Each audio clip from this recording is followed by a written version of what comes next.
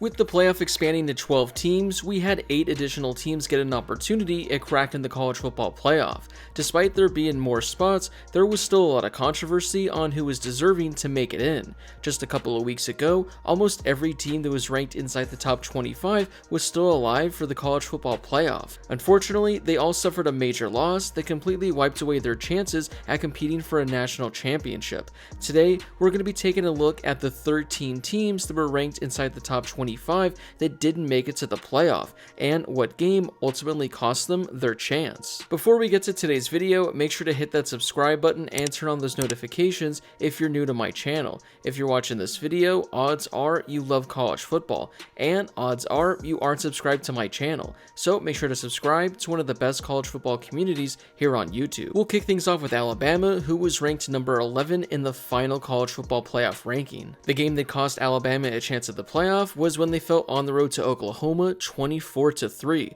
At that point, Alabama was 8-2 on the season, and they were ranked number 7 in the country. Had Alabama just won that game and taken care of business against Auburn the following week, there likely wouldn't have been a scenario in which Alabama would have fallen from 7 out of the top 12 completely. So by losing to the Sooners in their second to last game of the season, that's what ultimately cost the Tide this year. Up next is Miami, who finished ranked number 13. Theirs was pretty easy, as it came in the final week of the season when they fell on the road at Syracuse 42-38. Had the Hurricanes won that game over the Orange, they would have been playing in the ACC title game. With a win, not only would they have clinched a spot inside the playoff, they would have clinched a first round bye. Even if the Hurricanes would have lost in the ACC title game, they probably still would have gotten a bid inside the top 12. Entering that Syracuse game, they were ranked number 6. So if they would have lost in the ACC title game to SMU, I don't think there's any chance that Miami would have fallen outside of the top 12. So by losing to Syracuse in that final week, that's what ultimately cost them. Up next is Ole Miss, who finished the season ranked number 14.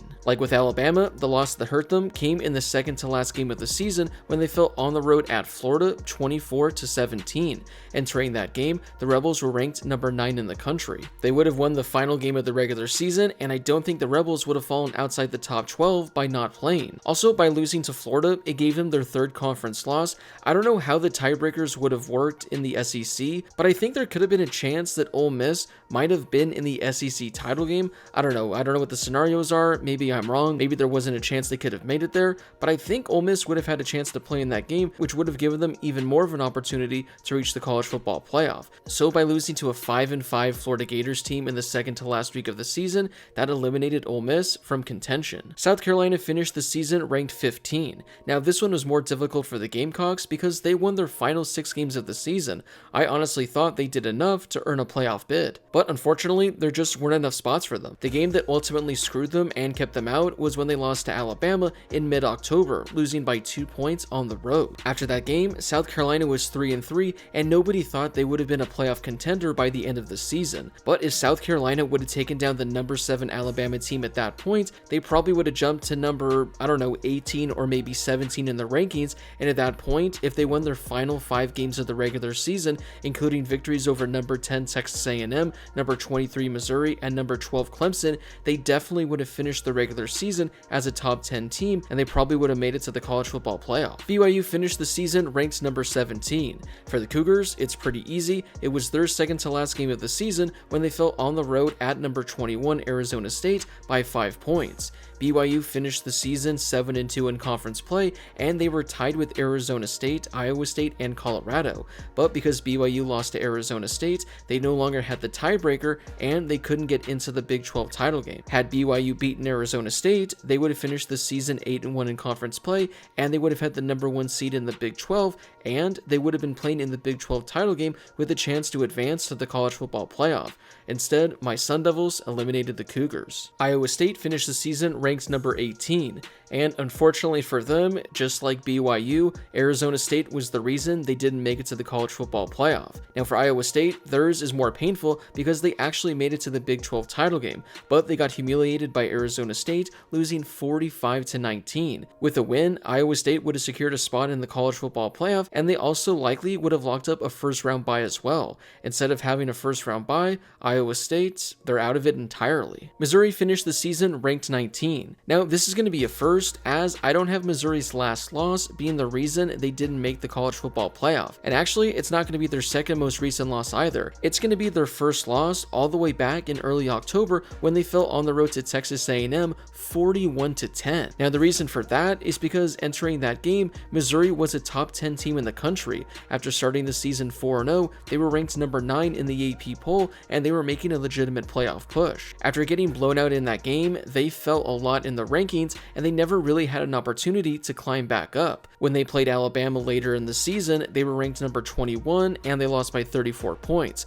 But even at that point, Alabama was ranked 15. I don't know if Missouri would have climbed up all that much in the rankings. So despite them losing 3 games, I think getting blown out by Texas A&M really put an end to their season in early October. Illinois finished the season ranked number 20. They lost 3 games, and for the Illini, I'm going to say it's their second loss of the season that completely wiped out their chances. They had a chance to pull off a massive upset and really jump up in the rankings when they went on the road to take on number 1 Oregon. With a win, they probably could have been ranked just outside the top 10 with a legitimate chance of not only winning the Big Ten, but potentially being a playoff team. Instead, they got embarrassed, losing by 30 points. Had they beaten Oregon, I think they would have had a lot of momentum, and they would have closed their season on a potential 7-game winning streak. Instead, they lost the following week to Minnesota, and that completely eliminated them as well. But had Illinois beaten Oregon, I don't think they would have lost to Minnesota, and I think they would have finished the regular season with only 1 loss. Syracuse finished the season ranked number 21. They lost 3 games during the regular season, but I think their most detrimental was when they fell on the road at Pittsburgh 41-13.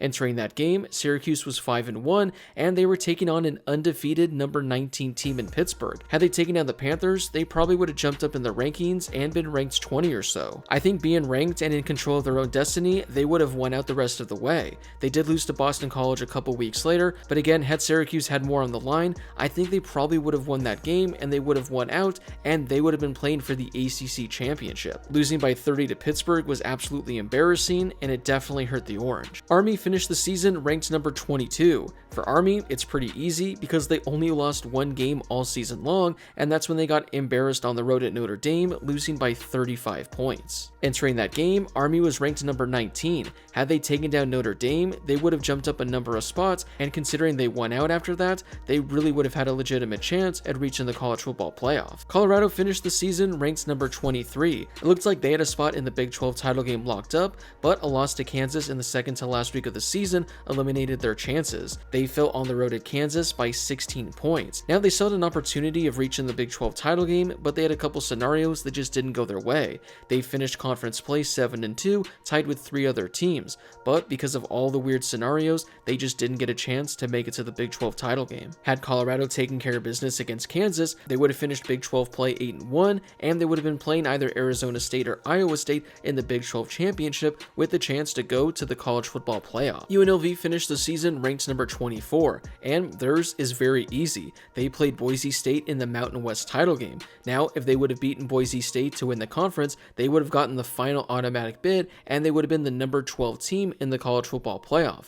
Instead, they lost by 14 points, and they were eliminated. The final team on our list today is Memphis, who finished number 25 in the rankings. For Memphis, losing on the road at UTSA at the beginning of November was what did them in. Had they not lost that game, it would have been Memphis that was playing in the American Conference Championship game, not Tulane. Now, when those two teams played in the final week of the season, Tulane was ranked number 17. If it would have been Memphis riding the 7-game winning streak with only 1 loss, there's a chance they would have entered the American Conference Championship game ranked number 17, and if they would have won that game, and let's say UNLV would have beaten Boise State, it actually would have been Memphis that would have gotten the automatic bid that would have gone to the college football playoff. But because of the loss to UTSA, they didn't even get an opportunity to play for the conference championship. Well, that wraps it up for today's video. Of all the teams I talked about today, which loss do you think was the most detrimental for that team in regards to reaching the college football playoff? Or was there a loss that I didn't talk about that should have been the loss that ultimately kept that team out?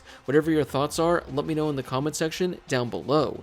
Before you leave, don't forget to hit that subscribe button and turn on those notifications if you're new to my channel. I'm posting college football videos every day leading up to the college football playoff, so make sure to subscribe so you never miss a video. Also, don't forget to drop a like on on this video as well. It helps out with that YouTube algorithm and helps share this video and my channel with more college football fans. Plus, it only takes a second to do.